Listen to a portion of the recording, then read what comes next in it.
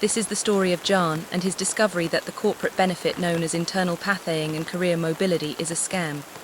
John is in his mid-20s working his first real IT job. For 2 years he has been the model employee, stellar performance reviews, perfect attendance minus a few sick days. The highest customer satisfaction scores in the entire company. He is careful, he is thorough. He never touches a customer's environment until he knows the solution is right. 10 days ago, John left for vacation as a Tier 2 system administrator, the role he has held for the past 2 years. Tonight he returns expecting to find a promotion email waiting for him. Human resources had hinted at an engineering position. They told him he was next in line. But within the hour, instead of a promotion, John found himself suddenly unemployed. This is what happened. John sat down at his desk. He just knew tonight was going to be different. He was eager to get back to work because he enjoyed his job and felt he made a difference. He took the stairs tonight instead of the elevator and came up the steps 2 at a time. He beat his buddy on the elevator by roughly 20 seconds, already starting the night off with a win. He unpacked his laptop and turned it on. While waiting for it to boot up, he had a sip of coffee as his evening was just getting started. The time is now 11 p.m. The time frame here is the late 90s. Solid-state drives hadn't been out for long and his laptop had a slow mechanical drive, so Windows 2000 took roughly 10 minutes to boot up. By the time he was at his login screen, 15 minutes had already passed. John unlocked the operating system and logged in. He had to wait roughly 2 more minutes as his profile loaded, and the system continued past the boot-up phase. Things back then just are not like they are today. He double-clicked on the Microsoft Outlook icon the moment the system would allow him to do so. This took roughly 5 more minutes to open, as it was downloading all the mail from the Exchange server from the last 10 days he was off. The time is now 11:25 p.m. John finally saw the email he was looking for. This is it, or so he thought. He was expecting to get a welcome to the team type of email with a transition timeline from his current position to the new one along with a start date. Here is what he saw. Thank you for your interest in this position. Unfortunately, we've decided to move with an external candidate who we feel is a better fit for our current business model and needs. John stopped reading. They had hired someone else. He was trying to keep his emotions and anger in check, as to not cause an outburst on the production room floor. He thought to himself, they said I checked all the boxes, that I was next in line. Michael from Tier 3 said I knew things even his staff didn't know. HR praised my satisfaction scores, my attendance record, and my above-average performance reviews. I just can't believe it.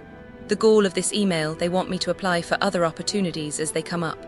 Are you kidding me? John's mood went from being the happiest he had ever been to the worst, like what you would feel if you're told your pet has a terminal condition of sorts and not much longer to live. John suddenly was feeling lightheaded. That email disrupted his breathing, so he got up from his desk after closing his laptop lid. He needed to go for a walk to try and get a grasp on what just happened, and he somehow is expected to work the next 8 hours or so for his shift. John began walking around the production room floor. At first he stayed around his own department, waving at co-workers, but then found himself venturing to the other side of the room where the help desk staff was. He waved and greeted them, some he had never seen before or even spoke to. He didn't stop to socialize, it was just a hello or a wave in passing.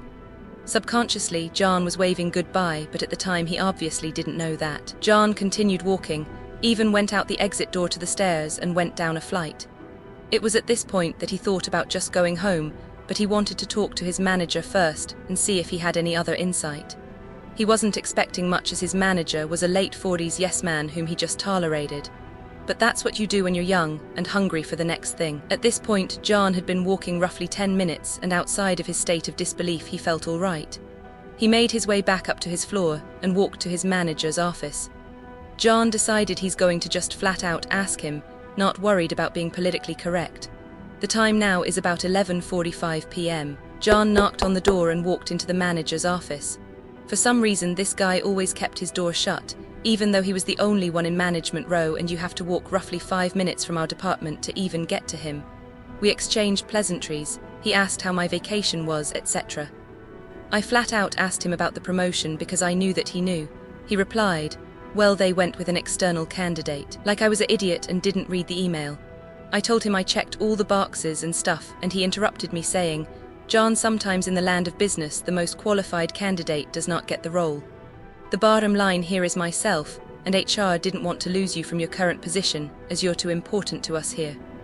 John said thanks and began walking out of his manager's office, on his way back to his office cube. It was at this point that John realized his manager had blocked him by telling HR how valuable he was.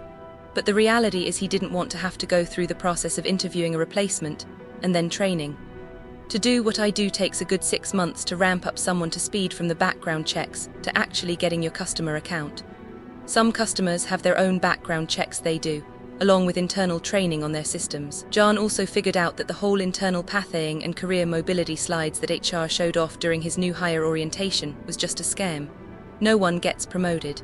I've been at this company 2 years and I've not seen anyone get promoted. John has also heard in passing from past managers that if you want a promotion you have to go work somewhere else. I just wasn't raised that way.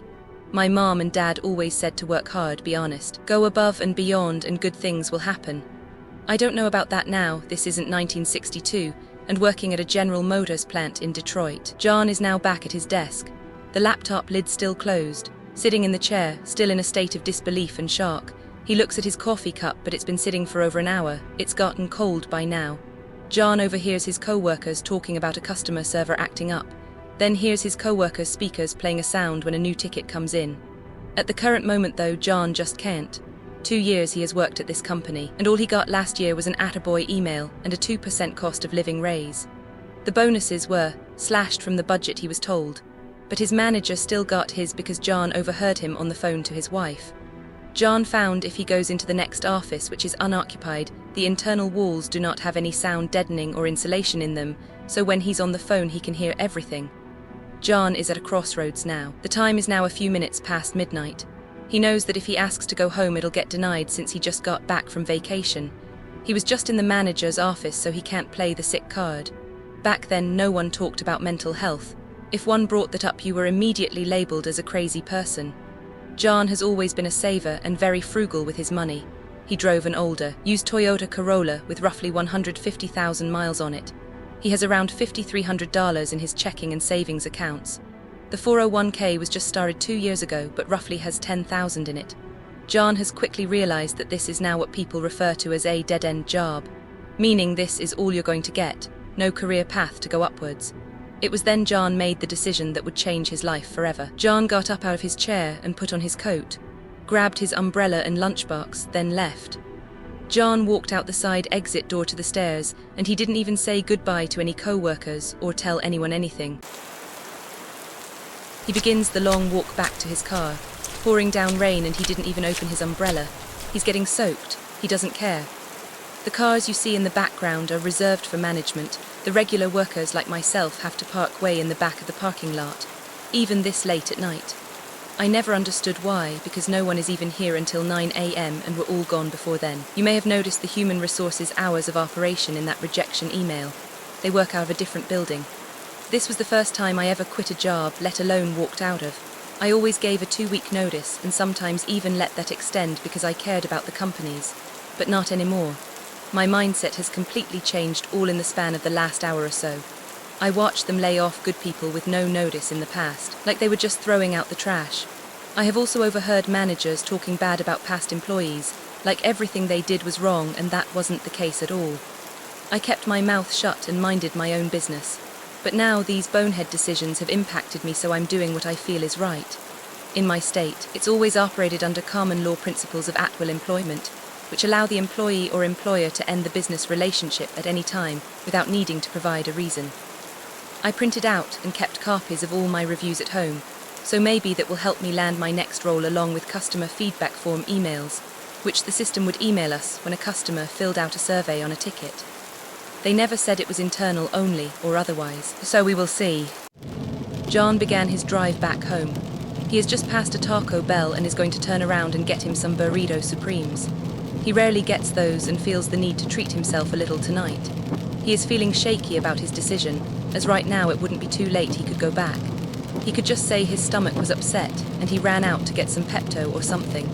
Then he got angry as he was turning around to go to Taco Bell. They were never going to hire me for the position. They were going to hire externally before they even interviewed me. I was just a formality, a courtesy if you will.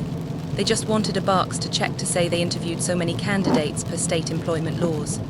John did get his burritos and continued his drive home. It's been roughly 25 minutes and his cell phone just rang. It was work. He let it go to voicemail. they'll figure it out. And honestly, they shouldn't be surprised.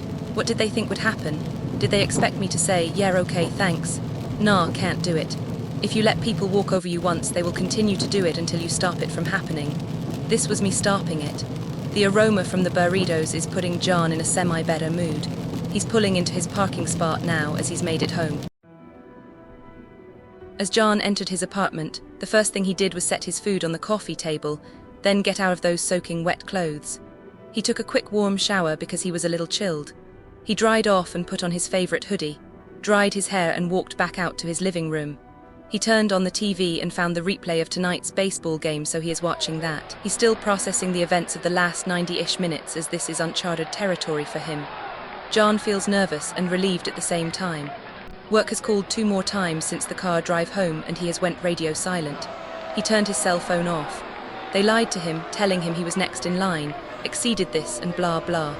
John never really said anything or acted on the things he was feeling and seeing what he saw at work. Overhearing about bonuses, bad-mouthing past co-workers and then blocking him from moving up in the company. The more John replays those things, the more at ease he is becoming with his decision. Part of John's mind still thinks he should go back. He could say, yeah, I ran out to get some Pepto and then got a flat tire. Sorry about that, and that would probably be that. But he just can't. He's not going back. The whole, it's nothing personal, it's just business, swings both ways. John enjoyed his burritos and after watching the baseball game conclude it was roughly 2:30 a.m. Since John doesn't have to stay up all night anymore, he went to bed, which is another thing John isn't going to miss. He had been up since about 3 p.m. that prior day, as the first night back after time off was so tough. He hated working nights, and he had been trying to get on day shift for about 6 months and kept hearing one excuse after another. Night shift is just bad. Your body has something called circadian rhythm. Your body is programmed to sleep at night. It was just easier on John due to his youth. Tomorrow is a new day and he's probably going to call that HR number in his email and tell them to take the job and shove it. Or better yet, he'll just email them. It's been a long 3 months since John walked out. His mornings into afternoons are spent combing over job postings on Monster and Career Builder websites. He's had a handful of interviews but hasn't landed any jobs. About that, when you walk out of a company and quit abruptly, you become what is called ineligible for rehire.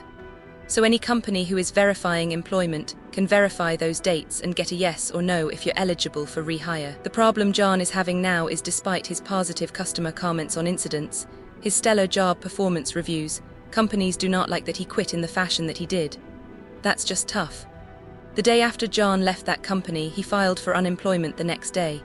It was of course immediately rejected, but John appealed that and drove it to a hearing with a HR representative, John himself, and an unemployment representative. John outlined everything, because he documented it all.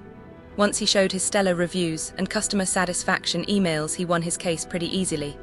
Not only did he win to get unemployment, he also was awarded back pay from the time he walked out until his unemployment was approved, some 13 weeks. They also had to offer him his job back, but John refused. You see, in John's state, employees can quit a company and still win unemployment benefits as long as they can prove any reasonable person would have done the exact same thing. The state also launched an investigation into the company's labor practices after John had shown that no one there gets promoted, and only internals are interviewed as a formality. John is sitting at his kitchen table here, very depressed and contemplating his life choices. This laptop was an early prototype of what is today's tablet, but back then it had a screen on each side you controlled which one was on by the flick of a button. Here John is tired of looking at the same job postings and is just staring at a blank screen. Was it worth it? It feels like a huge no. All his friends have alienated him, calls not returned, texts not answered. It's like every day John is just in his fortress of solitude, and occasionally he goes out, and when he does he always stops at Taco Bell. This is what no one talks about, the mental hell people go through when they make a decision this big. There is something about when one doesn't have a job that makes people scatter. John's lease is up on his apartment now, and he is just on a month-to-month contract, so he's expanded his job search to neighboring cities 50 to 100 miles away. Maybe a move and a change of scenery is what he needs. 6-month update, the final update. About a month ago, John took a job at a neighboring city some 100 miles away. He put most of his stuff at his parents' house and he's staying in an extended stay hotel suite for about 6 months to make sure the job is going to work out, that he likes it and is ready to finalize the move. John goes to see his parents, or at least tries to, every weekend. Sometimes they meet at a restaurant around the halfway point. Mom is retired and Dad has about one more year.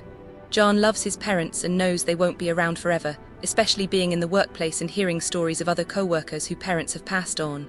It's the cycle of life. Even though you know it's coming, doesn't make it any easier. John's old friends have started texting him again. Guess they found out through a grapevine that he had a job. John has moved on and just put them on the ignore list. John read on the news, the state found that company liable for employment fraud and fined them something like $2 million. That is bittersweet because the state is going to keep that money. It won't go to any of the victims like me. But yes, John finally landed a Tier 3 infrastructure engineering role where he designs and supports core infrastructure components. He got paid too. His old salary was around $45,000 a year. This new job paid high 70s. The company didn't care about his past, and once they got all the information they praised him for sticking up for himself. They just verified the employment dates. It's funny though, once the news of that company being fined became public, John began getting calls from previous companies who rejected him wanting him to interview. He declined, as he's moved on. They had their chance and they didn't believe him then, so no point really. This was one of the first major hits I took early in my career. It pushed me into some dark corners, but it didn't keep me there. I eventually turned those experiences into the work I do today, including the stories you hear on this channel. If this one resonated with you, tap the thumbs up, drop a comment, and stick around for more IT workplace stories. Thanks for watching and for being part of this journey. The events depicted are inspired by true occurrences. Names and identifying details have been changed to protect individuals. Any resemblance to other persons is coincidental.